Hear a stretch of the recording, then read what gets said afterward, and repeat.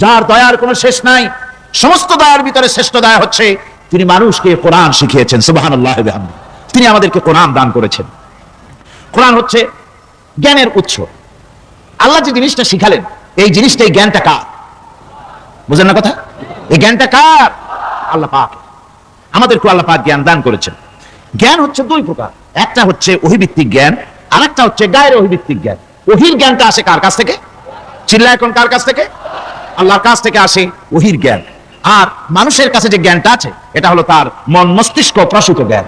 আমাদের কাছে যত জ্ঞান আছে এই জ্ঞানটাকে আল্লাহ পাক বলেছেন ওয়ামা উতীতুম মিনাল ইলমি ইল্লা কালিলা, তোমাদেরকে খুব সামান্যতম জ্ঞান দেওয়া হয়েছে, খুবই সামান্যতম জ্ঞান তোমাদেরকে দেওয়া হয়েছে। আচ্ছা আপনারা বলুন, একটা ছোট্ট পাখি আটলান্টিক মহাসাগরের ভেতরে তার ঠোঁটটাকে ডুবিয়ে তারপরে সে যদি ঠোঁটটা তোলে তাহলে আটলান্টিকের পানি কমবে কতখানি? হ্যাঁ, অনেক কমে যাবে নাকি? আটলান্টিক টের পাবে যে কারো একটা ঠোঁট ঢুকছিল এর মধ্যে? টেরও পাবে। আটলান্টিক মহাসাগরের ভিতরে পাখি তার চঞ্চুটা ঢুকিয়ে দিয়ে যতটুকু পানি উঠাতে সক্ষম হয় না।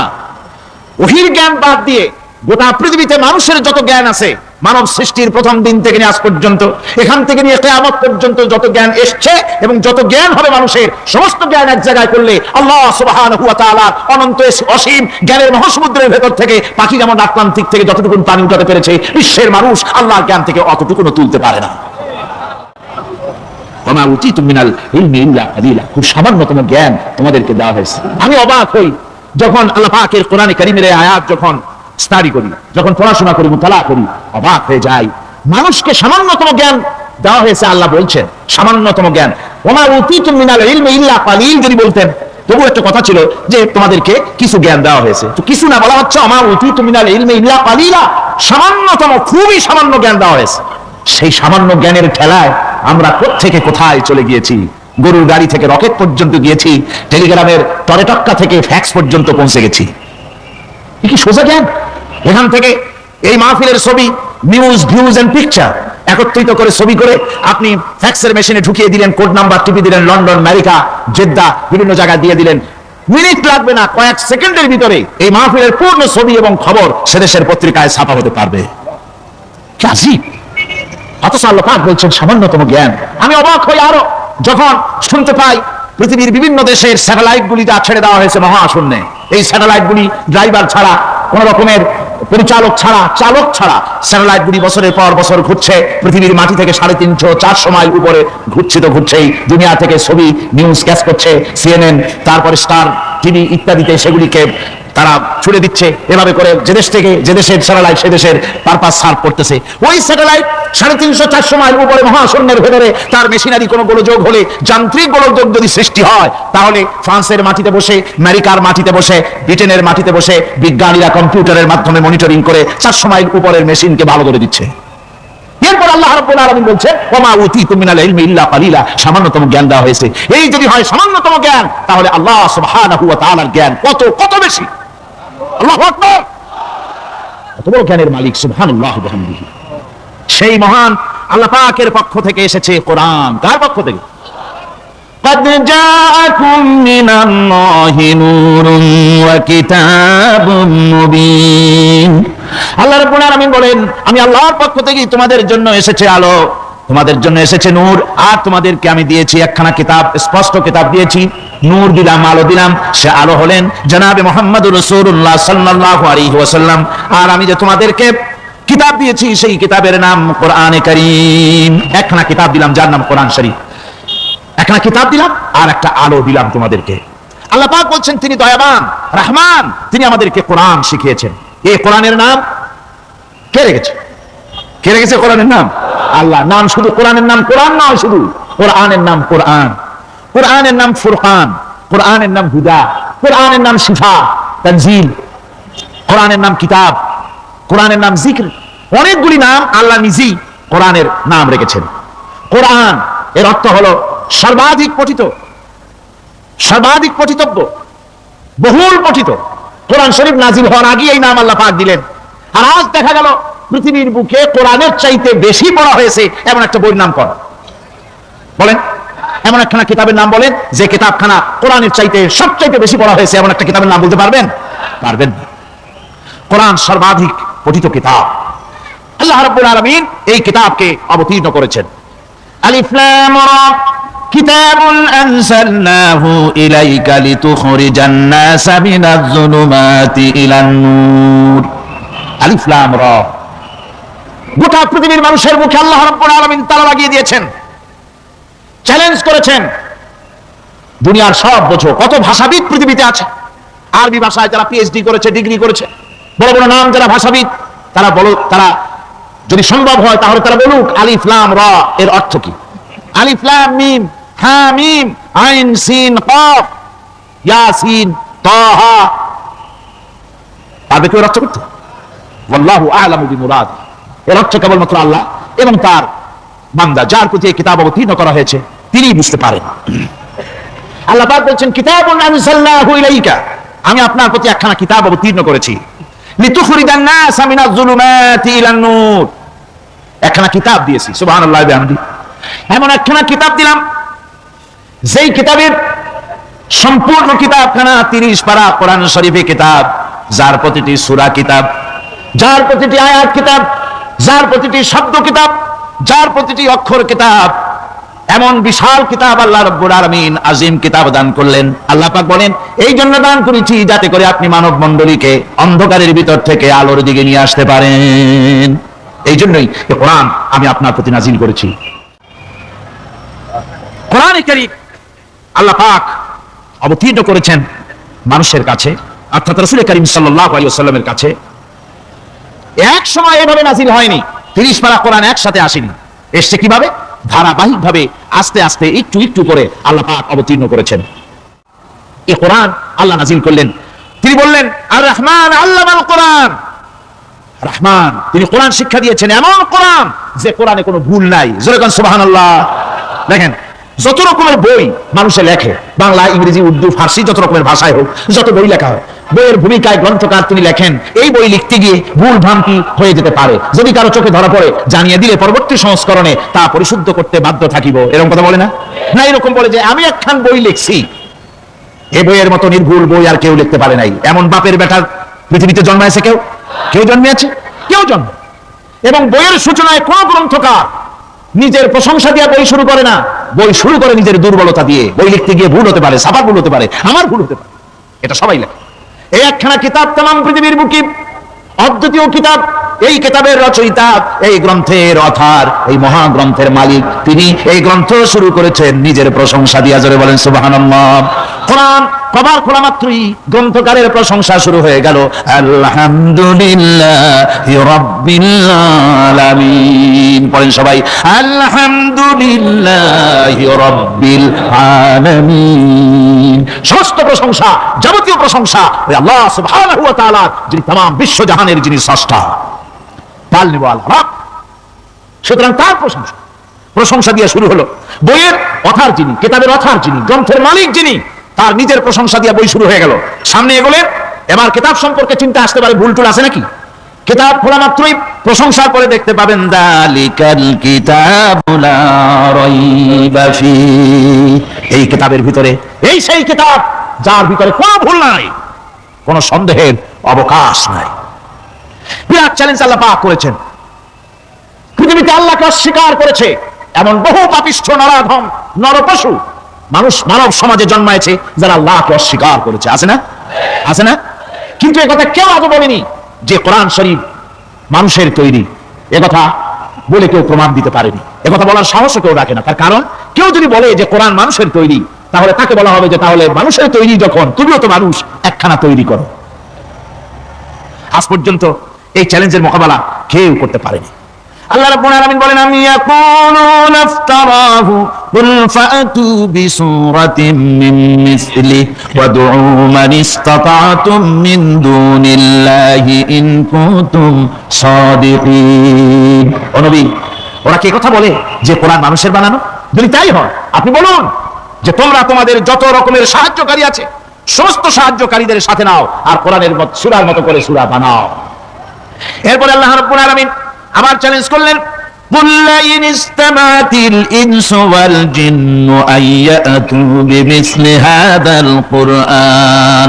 আপনি বলুন তামাম পৃথিবীর মানুষ আর জেনেরা সব একত্রিত হয়ে যাও, সবাই একত্রিত হয়ে কোরআনে কারীমের সূরার মতো করে সূরা বানায় নিয়ে আসো যদি তোমাদের পক্ষে সম্ভব হয়। আল্লাহ পাক বলেন লা ইয়াতুনা বিমিসলিহি ওয়ালাউ কানা বা'দুহুম লিবা'দিন যাহিরা। তোমরা যদি জেনেদের সাহায্যকারী মানুষ হও, মানুষের সাহায্যকারী জেনেরা হও, तमाम পৃথিবীর মানুষ আর জেন একত্রিত হয়ে প্রচেষ্টা চালালেও আল্লাহর কোরআনের সূরার মতো করে একটা সূরা কেউ বানাতে পারবে না। পারবে? পেরেছে কেউ? আজ পর্যন্ত কেউ কোরআনে কারীমের সূরার মতো করে একটা সূরা কেউ এই পৃথিবীতে বানাতে পারেনি, কারো পক্ষে এটা সম্ভব হয়নি। আল্লাহ রাব্বুল আলামিন আবার চ্যালেঞ্জ করেন ইন কুনতুম ফি রাইবিম মিম্মা নাযালনা আলা আবদিনা ফাতু বিসূরাতিন মিন মিসলি ওয়াদউ শুহাদাআকুম মিন দুনিল্লাহি ইন কুনতুম সাদিকিন। আমি আমার বান্দার উপরে যে কিতাব অবতীর্ণ করেছি এর ভিতরে সন্দেহ আছে বলে যদি মনে করো এর ভিতরে সন্দেহ আছে মানুষের বানানো, এমনটি যদি সন্দেহ হয় তাহলে কোরআনের সূরার মতো করে একটা সূরা বানাও, ছোট্ট একটি সূরা বানাও। ফাতু বিসূরাতিন, সূরা আলে ইমরানের মতো না, সূরা আরাফের মতো না, সূরা মায়েদার মতো না, ফাতু বিসূরাতিন, ছোট্ট একটি সূরার মতো করে একটা সূরা বানাও। কিয়ামত হয়ে যাবে, মানুষ কোরআনে কারীমের মতো একটি ছোট্ট সূরা বানাইতে পারবে না। সুবহানাল্লাহ। আমার ভাইরা, এই কোরআন আল্লাহ রব্বুল আলামিনের পক্ষ থেকে নাজিল হলো। কোরআন মানুষের চিরটা কাল ধরে, আবহমান কাল ধরে মানুষের মনকে আকৃষ্ট করেছে। কোরআনে কারীমের এর ভাষা, এর লালিত্য, এর মাধুর্য, এর রচনা শৈলী এবং এর গতিময় ছন্দ, এর শব্দ বিন্যাস মানুষকে মুগ্ধ করেছে চিরকাল ধরে। আল্লাহর নবী বলেন এ কোরআন যখন আমি তেলাওয়াত করতেছিলাম একটা রাত্রে, যে রাতে আমার তেলাওয়াতের সামনে ছিল জেনেরা যখন আমার কাছ থেকে তেলাওয়াত শুনল, ইসমিআতু হাত্তা ক্বালু ইন্না সামি'না কুরআনান আজাবা। আমার মুখ থেকে যারা যখন তেলাওয়াত শুনল, জেনেরা তখন এই কথা না বলে পারে নাই, আমরা এক আশ্চর্য ধরনের কিতাব শুনেছি। জোরে বলেন সুবহানাল্লাহ। ইন্না সামি'না কুরআনান আজাবা, এক আশ্চর্য ধরনের কোরআন শুনেছি। বলতেছে সেই সব জেনেরা যাদের বয়স 1000 বছর, 1500, 2000 বছর, 500 বছর, যারা জাবুর শুনেছে, ইনজিল শুনেছে, তাওরীত শুনেছে, সেসব জেনেরা বলছে ইন্না সামি'না কুরআনান আজাবা, আশ্চর্য কিতাব শুনছি। এমন এক কিতাব ইয়াহদি ইলার রুশদ, যে কিতাব শুনলে পরে শ্রোতাকে হেদায়েতের রাস্তা দেখায় দেয়, এমন এক কিতাব শুনলাম। আর এই কিতাব শোনা মাত্র ফামান্না বিহি, কোরআন শুনলাম আর ঈমান আনলাম। নবীজি বলেন জেনেরা আমার মুখে তেলাওয়াত শুনে পড়ে নিল লা ইলাহা ইল্লাল্লাহু মুহাম্মাদুর রাসূলুল্লাহ। এই কোরআন এমন এক কোরআন, মান ক্বালা বিহি সাদাকা, এই কোরআন শরীফ থেকে যে কথা বলে সেই সত্য কথা বলে। কোরআন থেকে যে কথা বলে সে কি বলে? তার কারণ কোরআন এসেছে কার কাছ থেকে? ওয়ামান আসদাকু মিনাল্লাহি কিলা, আমি আল্লাহর চাইতে সত্যবাদী আর কে হতে পারে? আল্লাহর নবী বলেন কোরআন থেকে যে কথা বলে সেই সত্য কথা বলে। আর ওয়ামান আমিলা বিহি উজরা, এই কোরআন যে আমল করবে তাকে পুরস্কার দেওয়া হবে, সে পুরস্কৃত হবে, দুনিয়ায় পুরস্কার পাবে, আখিরাতেও পুরস্কার পাবে। সুবহানাল্লাহ। ওয়ামান হাকামা বিহি আদালা, আর কোরআন থেকে যে বিচার ফয়সালা করবে সেই কেবলমাত্র সঠিক সুষ্ঠু বিচার কায়েম করবে, সোশ্যাল জাস্টিস সেই করতে পারবে, সুবিচার জাস্টিস কায়েম সেই করতে পারবে। ওয়ামান দা ইলাইহি হুদিয়া ইলা সিরাতিম মুস্তাকিম, আর কোরআন থেকে যে দাওয়াত দেয়, কোরআনের দিকে যে দাওয়াত দেয় সেই কেবলমাত্র সঠিক সহজ সরল রাস্তার দিকে দাওয়াত দেয়, যেই দাওয়াত শুরু হয় পৃথিবীর মাটি থেকে আর শেষ হয় গিয়া জান্নাতুল ফেরদাউসে। আমার ভাইরা, কোরআন এর পরিচয়ের কথা বলতেছিলাম। আল্লাহ পাক কি কোরআন আমাদের শিখালেন, কোন কোরআন আমাদের শিখাইছেন, সেই কোরআনের পরিচিতি আপনাদের সামনে আমি তুলে ধরতেছি। আমি নিজে না, এবার কোরআন তার পরিচয় নিজেই দেবে। কেউ যদি কোরআনের কাছে জিজ্ঞাসা করে কোরআন তুমি কোথা থেকে নাজিল হয়েছ, কে তোমাকে নাজিল করেছে, এই প্রশ্ন যদি কেউ কোরআনের কাছে করে, কোরআন নিজেই তার জবাব দিতে পারে কিনা? কোরআন নিজেই বলে তানজিলাম মিম্মান খালাকাল আরদা ওয়াস সামাওয়াতিল উলা, এই কোরআন নাজিল করেছেন তিনি, যিনি ওই উচ্চ আকাশ আর জমিনকে যিনি সৃষ্টি করেছেন, সেই আল্লাহ আমারে নাজিল করেছেন। কোরআনের কাছে কেউ যদি প্রশ্ন করে ও কোরআন এই পৃথিবীতে নাজিল হওয়ার আগে তুমি কোথায় ছিলে, কেউ যদি প্রশ্ন করে, কোরআনে কারীম নিজে নিজের পরিচয় শোনায়, আমি কোথায় ছিলাম শোনো, বাল হুয়া কুরআনুম মাজিদুন ফি লাউহিম মাহফুজ, বরং এই কিতাব অতি মর্যাদা সম্পন্ন সুরক্ষিত ফলকে লিপিবদ্ধ ছিল, আমি ছিলাম লৌহে মাহফুজে, সেখান থেকে এসেছি। যদি কেউ প্রশ্ন করে কোরআন কি কোরআন, তুমি কার উপরে অবতীর্ণ হয়েছ, জবাব কোরআন নিজেই দেয়, ওয়া আমিনু বিমা নুজিলা আলা মুহাম্মাদ ওয়া হুয়াল হাক্কু মির রাব্বিহিম, ঈমান আনো সেই জিনিসের উপরে যেটা মুহাম্মদ সাল্লাল্লাহু আলাইহি ওয়াসাল্লামের উপর অবতীর্ণ হয়েছে। আমার অন্য আয়াতেও জবাব পাওয়া যায়, তাবারাকাল্লাযী নাযালাল ফুরকানা আলা আবদিহি লিয়াকুনা লিল আলামিনা নাযীরা, অতীব বরকতপূর্ণ মহান সত্তা সেই আল্লাহ রাব্বুল আলামিন, যিনি তার বান্দার পরে ফুরকান অবতীর্ণ করেছেন। সুবহানাল্লাহি ওয়া বিহামদিহি। কোরআনের নাম আমি বলেছিলাম শুধু কোরআন নয়, অনেক নাম আছে। কোরআনের আরেক নাম ফুরকান। কোরআনের আরেক নাম কি? আল ফারকু বাইনাল হক্কি ওয়াল বাতিল। কোরআন হচ্ছে সেই মহাসত্য যা মিথ্যা এবং সত্যের মধ্যে পার্থক্য সূচিত করে, মঙ্গল এবং অমঙ্গলের মধ্যে পার্থক্য সৃষ্টি করে, যা সত্য এবং মিথ্যার মধ্যে তাফরিকা সৃষ্টি করে, সত্যকে মানুষকে বুঝিয়ে দেয়, তার নাম হচ্ছে ফুরকান।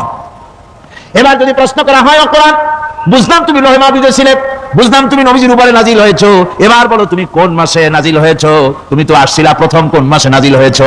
এই প্রশ্ন যদি কেউ করে, কোরআন তার জবাবে বলবে, শাহরু রমাদান আল্লাযী উনজিলা ফীহিল কুরআন, রমজানের পবিত্র মাসে আমি অবতীর্ণ হয়েছি। সুবহানাল্লাহ। যদি প্রশ্ন করা হয়, রমজানে তো আসছো, কিন্তু প্রথম নাজিল হয়েছিল কোন সময়? ওটা কি দিন ছিল না রাত ছিল? কোরআন তার জবাবে বলে, ইন্না আনজালনাহু ফী লাইলাতিল কদর, কদরের পবিত্র রাতে আমি এই পৃথিবীতে আমার আগমন ঘটেছিল। যদি প্রশ্ন করা হয়, বুঝলাম সবই, কেন নাজিল হয়েছে তুমি, এই পৃথিবীর তোমার আসার উদ্দেশ্য কি, মূল কাজটা কি? এই প্রশ্ন যদি করা হয়, কোরআনে কারীম তার জবাবে বলে, শোনো কেন এসেছি, লিতুখরিজান নাসা মিনাজ যুলুমাতি ইলান নূর, আমার মিশন হচ্ছে গোটা বিশ্ব মানবতাকে পুঞ্জীভূত জমাট বাঁধা অন্ধকারের ভেতর থেকে টেনে বের করে আলোর সন্ধান দিতে, আলোর দিকে আনার জন্য আমি কোরআন নাজিল হয়েছি। গোটা পৃথিবীর মানুষ আছে অন্ধকারের ভিতরে। কিসের মধ্যে? অন্ধকার কি? অন্ধকার হচ্ছে পুঁজিবাদ, অন্ধকার সমাজতন্ত্র, অন্ধকার ধর্ম নিরপেক্ষতাবাদ, অন্ধকার জাতীয়তাবাদ, মানুষের তৈরি করা যত মতবাদ সব কি? জোরে কোন সবগুলি কি? অন্ধকার। এই অন্ধকারের ভেতর থেকে মানুষগুলিকে টেনে আনবে কোরআন কিসের দিকে? আলোর দিকে। এবার যদি প্রশ্ন করা হয়, বুঝলাম তুমি অন্ধকার থেকে আলোর দিকে নিয়ে আসবে, আলোর দিকে আসলে পরে ফায়দাটা কি হবে? মূল ফায়দাটা বুঝায় দাও, আসল ফায়দা কি হবে তোমারে যদি মানি? কোরআন তার জবাব দেয়, নিজের পরিচয় নিজে তুলে ধরে, ফামান তাবিআ হুদায়া ফালা খাউফুন আলাইহিম ওয়ালা হুম ইয়াহজানুন। এই কোরআনকে যদি মেনে চলো, এই কোরআনের আইন যদি মানো, সমাজে মানো, ব্যক্তিতে মানো, পরিবারে মানে, রাষ্ট্রে মানো, জীবনের সব ক্ষেত্রে সমস্ত জায়গায় যদি এই কোরআনকে মেনে চলো, ফালা খাউফুন আলাইহিম, তাহলে তোমাদের কোনো ভয় থাকবে না, ওয়ালা হুম ইয়াহজানুন, কোনো চিন্তাও থাকবে না। কিসের ভয় থাকবে না? কোরআনের আইন মেনে যদি চলো সমাজে ও রাষ্ট্রে, চুরির ভয়, ডাকাতির ভয়, জিনার ভয়, হত্যার ভয়, সন্ত্রাসের ভয় কোনো ভয় থাকবে না, ওয়ালা হুম ইয়াহজানুন, চিন্তাও থাকবে না। খাওয়া পড়া, শিক্ষা, চিকিৎসা, বাসস্থান, এগুলির কোনো চিন্তা থাকবে না। কোরআনের সমাজে সব কিছুর গ্যারান্টি দেওয়া হবে, সবগুলি পেয়ে যাবে। এখন যদি আবার প্রশ্ন করা হয়, কোরআন বুঝলাম তোমারে মানলে পরে সব ফায়দা হবে, তাহলে এবার জবাব দাও, তোমার ভিতরে কি রাজনীতি আছে নাকি? আমি তো মানুষ, আমার রাজনীতি করা লাগে। ম্যান ইজ সোশ্যাল অ্যানিম্যাল, আমরা তো জঙ্গলের পশু নই, আমরা তো মানুষ। আমাদের সমাজ আছে, আমাদের পৌর নির্বাচন আছে, আমাদের জাতীয় নির্বাচন আছে, আমাদের কলকারখানা আছে, জমিন আছে, আমাদের রাজনীতি, অর্থনীতি, সমাজনীতি আছে, পারিবারিক নীতি আছে, অনেক নিয়ম মালা আছে, নিয়ম নীতি আছে। তোমারে মানলে তোমার ভিতরে কি ওগুলো আছে নাকি সে কথা বলো। কোরআন তার জবাবে বলে, ওয়ানাজ্জালনা আলাইকাল কিতাবা তিবয়ানান লিকুল্লি শাই ওয়া হুদান ওয়া রাহমাতান ওয়া বুশরা লিল মুসলিমিন। কোরআন জবাবে বলে, শুনে রাখো, শুধু অর্থনীতি, সমাজনীতি নয়, শুধু রাজনীতি আর শিক্ষানীতি, যুদ্ধনীতি নয়, তোমার জীবনে যা কিছু দরকার, ইহকালে যা কিছু দরকার, পরকালে, সব কথাগুলি আল্লাহ রাব্বুল আলামিন আমি কোরআনের সিনার ভিতরে খুলে খুলে বর্ণনা করে দিয়েছেন। সব কথা এই কোরআনে কারীমের ভিতরে রয়েছে। তোমার এমন কোনো জিনিস নাই যা তুমি কোরআনে কারীমের মধ্যে পাবে না। তোমার সমস্ত প্রয়োজন আমার বুকের মধ্যে আল্লাহ দিয়ে দিয়েছেন। বিজ্ঞান আছে, দর্শন আছে, ইতিহাস আছে, সব আছে এর মধ্যে।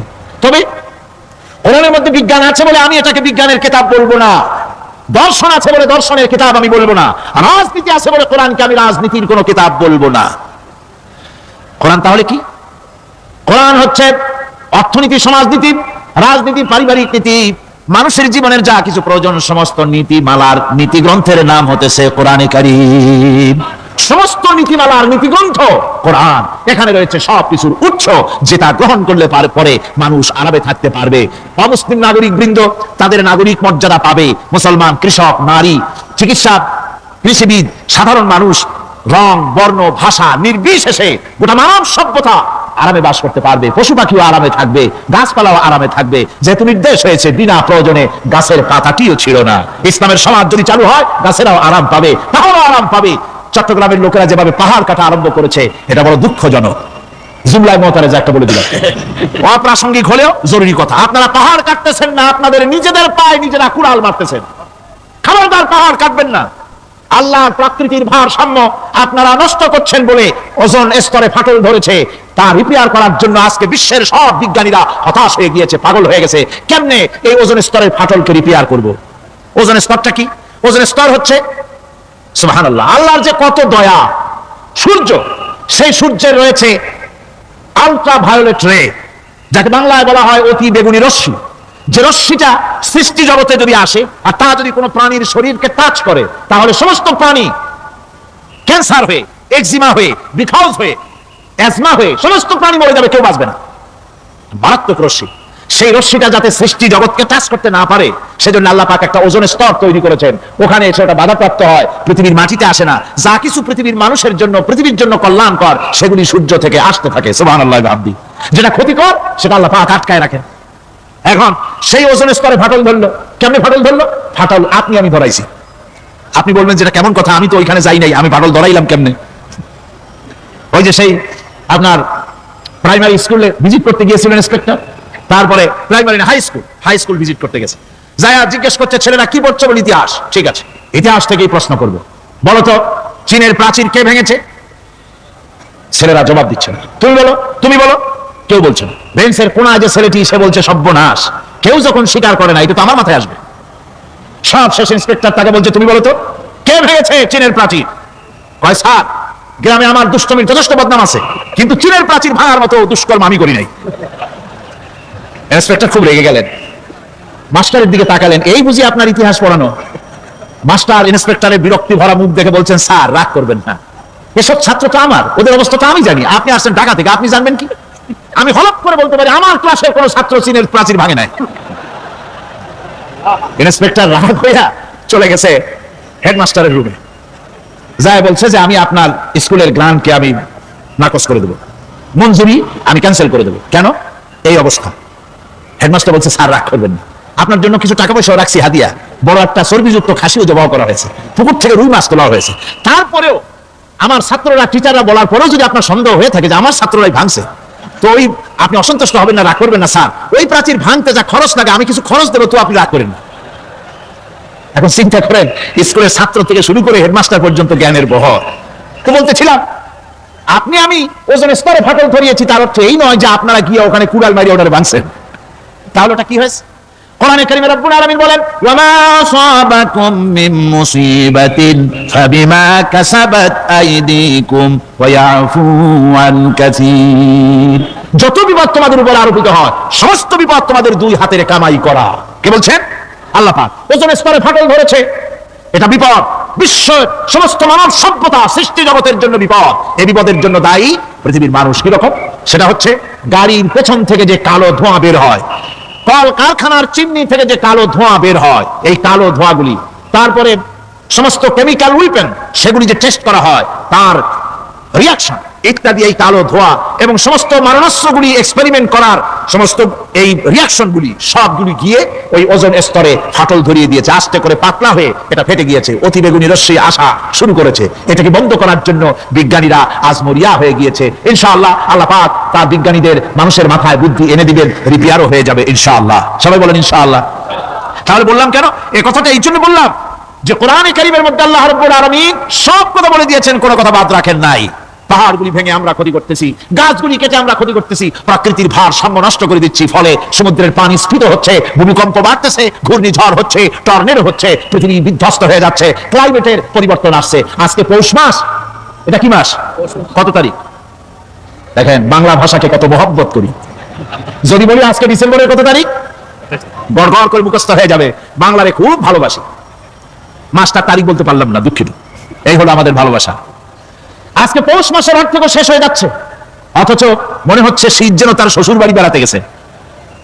এই যে অবস্থা, এই অবস্থা শুধু বাংলাদেশে নয়, গোটা পৃথিবীতে ক্লাইমেটের একটা বিরাট পরিবর্তন আসতেছে, একটা বড় রকমের পরিবর্তন আসতেছে।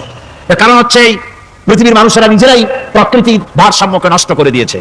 এই ভারসাম্য নষ্ট হওয়ার কারণে আবহাওয়ার পরিবর্তন হচ্ছে, সামুদ্রিক জলোচ্ছ্বাস বাড়তেছে, ভূমিকম্প, আগ্নেয়গিরি ইত্যাদি হচ্ছে এবং পৃথিবীর মানুষ বিধ্বস্ত হচ্ছে। বলতেছিলাম এই কোরআনে কারীমের মধ্যে আল্লাহ পাক সব কথা বলে রেখেছেন। যদি জানতাম, বুঝতাম, তাহলে এই অবস্থার সৃষ্টি হতো না।